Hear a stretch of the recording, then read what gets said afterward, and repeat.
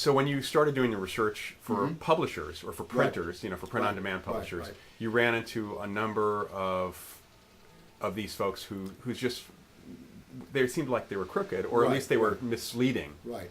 Well, bear in mind that was 82. I had never written a book before. I spent 2 years getting a book together. I thought it was pretty good.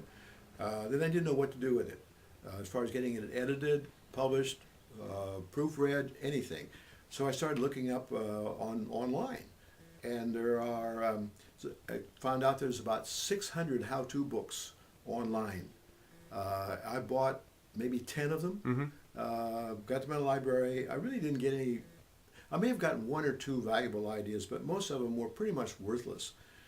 Good many of them were just something to get me to go on from there and buy another book and another book and another book, or spend more money, or subscribe to this or that or something. And it turned out it was making money for them, wasn't doing me any good at all. And in order to avoid all those mistakes, I kept track of those mistakes.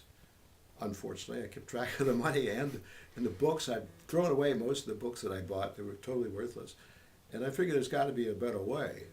And so after successfully getting my 2 books in print, developing my own ideas as I went, then I decided to come up with this book, because I think the average person who writes a book perhaps has no money, and I'm speaking particularly of mystery books or fiction books.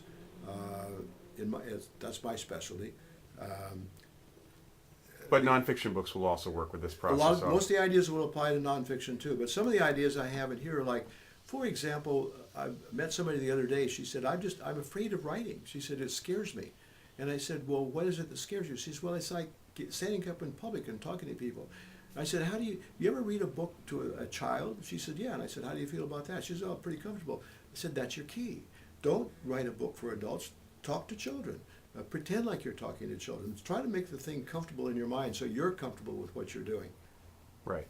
And when you started running into the actual publishers, looking to actually get the book printed, you were not going through traditional publishers. You were actually trying to shepherd this yourself. And then you found that there were a number of online publishers who provided not the best value for the money that they were charging? Well, some of them didn't give you anything for the money they charged. They say, send us your book, we'll tell you if it's worthwhile publishing. Well, no matter what you send them, it's going to be worthwhile. In fact, there's a true story about several authors that got together to write the worst possible book they could, collaborated it, and sent it to a couple of these places, and they accepted them blindly and said, oh, it's a wonderful book, we'll publish it, send us money. They did that to me, and I was thrilled. They're ready to publish my book.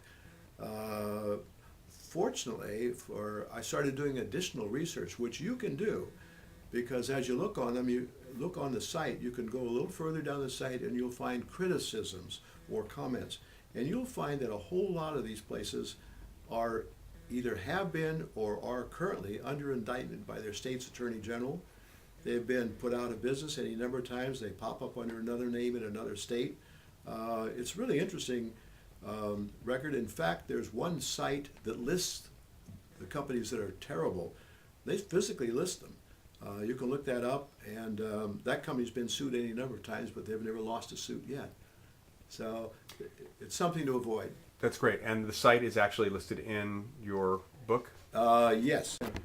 So what are the 2 sites that actually tell you about some of these I had a chance publishers? to look them up. One of them is writerbeware.com, and the other one is Predators and Editors, and that's all you need. Both of those will get you to a site and get a whole lot of information that you won't get elsewhere. And that's in your book? And those things are in my book. In the book also, I tell you how to save money on getting an ISBN. I tell you how to get a free ISBN. Nobody else does that. In fact, at the back of the book, I list the actual cost of putting a book together, including buying my how-to book, as under $100. A highly finished book on Amazon, available for sale, under $100. And that $100, doesn't that include paper and ink for printing out copies? Everything. Yes, I included a couple of reams of paper and so on. This booklet right here cost me $35. It's available on Amazon, well bound, well printed, no mistakes. $35 is the total cost to me. That's great. All right. Thank you, Richard.